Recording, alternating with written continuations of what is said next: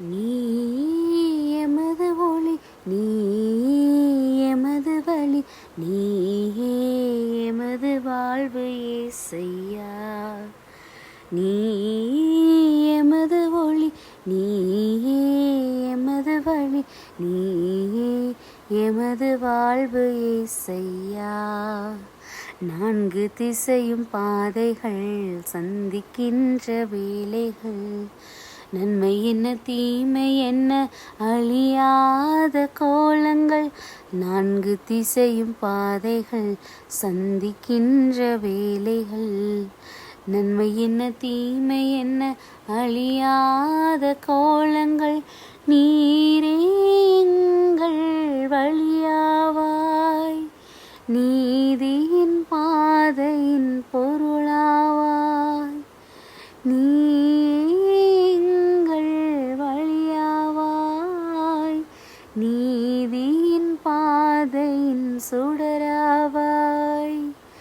உம்மை நாங்கள் போற்றிட உலகம் எங்கும் சாற்றிட, உம்மையில் நிறைவா உமதருள் தாரும்.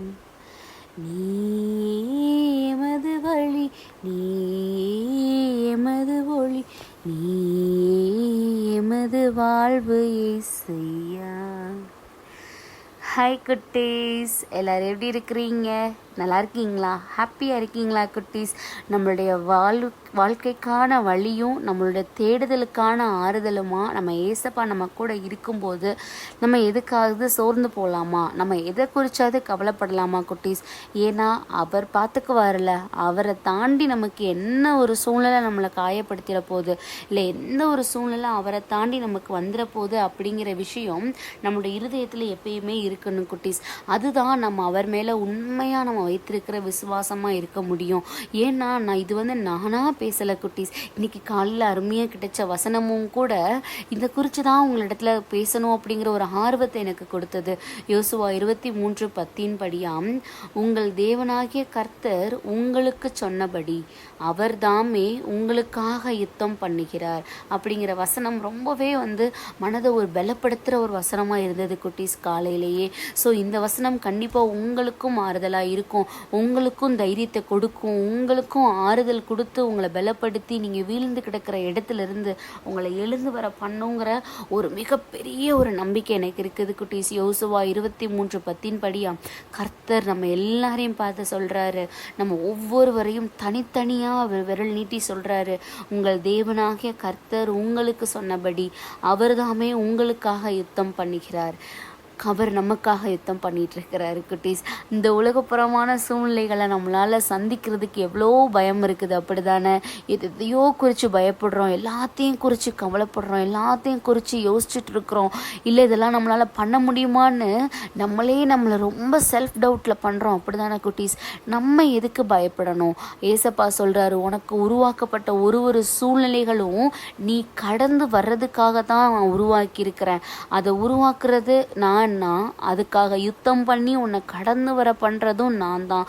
ஸோ நீ சும்மா இரு, நான் உனக்காக யுத்தம் பண்ணுறேன்னு ஏசப்பா சொல்கிறாங்க. இது எவ்வளோ பெரிய உண்மையான விஷயம். நம்மளால் ஒரு காரியங்களையும் யோசித்து பயப்பட தான் முடியுமே ஒழிய, அந்த பயந்துட்டு இருக்கிற சூழ்நிலை, அந்த போராட்டத்தின் சூழ்நிலையில் நம்மளால் சும்மா இருக்க முடியுமா? கண்டிப்பாக நம்மளால் முடியாது. ஆனால் ஏசப்பா என்ன சொல்கிறாரு, நீ சும்மா இரு, நான் உனக்காக யுத்தம் பண்ணி உன்னை அந்த காரியத்தை கடந்து வர பண்ணுவேன்னு சொல்கிறாங்க குட்டீஸ். ஸோ இதுலேருந்து நம்ம என்ன புரிஞ்சுக்கிடணும், நமக்கு உண்டாகிற ஒரு சூழ்நிலைகளும் அவருடைய பார்வையில் இருக்குது. அவருடைய கண்ணை மறைச்சி எதுவும் நம்மளிடத்துல வர்றது கிடையாது. அப்படி இருக்கும்போது அவர் எல்லா சூழ்நிலைகளையும் நம்ம பாதுகாப்பாக கடந்து வர பண்ணுறதுக்கு, நமக்கு அதிலிருந்து தேவையான ஒரு பாடத்தை கற்றுக் கொடுத்து அதை கடந்து வர பண்ணுறதுக்கு கண்டிப்பாக ஏசப்பா அந்த சூழ்நிலையை நம்மளை கடந்து வர வைப்பார். ஸோ நம்ம அந்த நேரத்தில் தான் நம்ம என்ன பண்ணிடக்கூடாது, உடஞ்சி போயிடக்கூடாது. நம்மளையே நம்ம என்ன பண்ணிடக்கூடாது, காயப்படுத்திடக்கூடாது. ஏன்னா நம்மளோட இருதயத்தில் அவர் இருக்கிறாரு. நம்மளை பலப்படுத்திக்கிற தேவனா, நம்மளோட இருதயத்தை பலப்படுத்திக்கிறவரா அவர் நம்மளோட இருக்கிறாரு. இன்னைக்கு பார்த்த பாடலும் கூட அப்படிதான். ஏசப்பா, எல்லா திசைகள்லேருந்து என்ன சூழ்நிலைகள்லேருந்து எங்களுக்கு போராட்டங்களும் வரலாம், ஆனால் நீங்கள் தான் எங்களுக்கு ஒளி, நீங்கள் தான் எங்களுக்கு வழிகாட்டி, நீங்கள் தான் எங்களை ஒரு சூழ்நிலையே கடந்து வந்து எங்களை வழிகாட்டிட்டு இருக்கிறீங்க அப்படின்னு நம்ம ரொம்ப உறுதியாக அந்த பாடலை பாடணும் தானே. அது வெறும் பாடலாக மட்டும் இருக்கக்கூடாது குட்டீஸ். இந்த வசனமும் வெறும் வசனமாக மட்டும் நம்ம எடுத்துக்கக்கூடாது. நம்ம லைஃப்பில் அதை உள்ளே கொண்டுட்டு போகணும். ஒரு சூழ்நிலைகள்லையும் நம்ம அதை செயல்படுத்த தயாராகணும் குட்டீஸ்.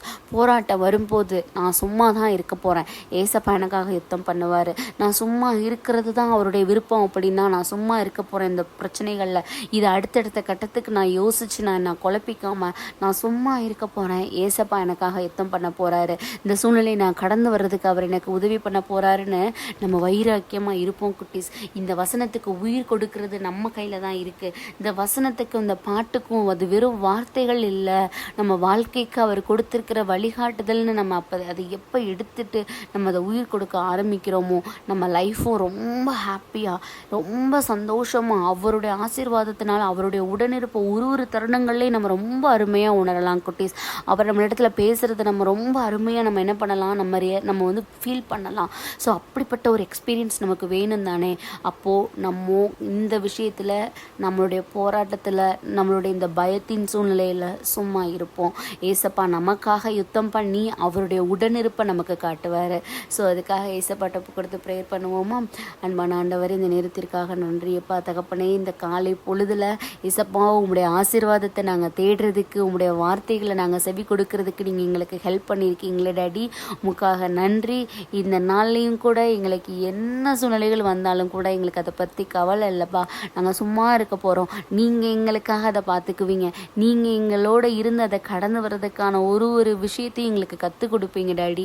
உங்களுடைய கரங்களில் இந்த நாள் ஒப்பு கொடுக்கிறோம். இதை கேட்டுட்ருக்க ஒவ்வொருவருக்கும் போக்கையிலும் வரத்திலும் நீங்கள் அவங்களுக்கு பாதுகாப்பாக இருந்து அவங்க செய்கிற ஒரு காரியங்களையும் அவங்கள நீங்கள் ஆசீர்வாதத்தை கொடுக்கும்படியாக, நல்ல உடல் நலத்தையும் பலனையும் கொடுக்கும்படியாக தகப்பனே உடைய கரங்களில் ஒப்பு கொடுக்கிறோம். ஆமீன்.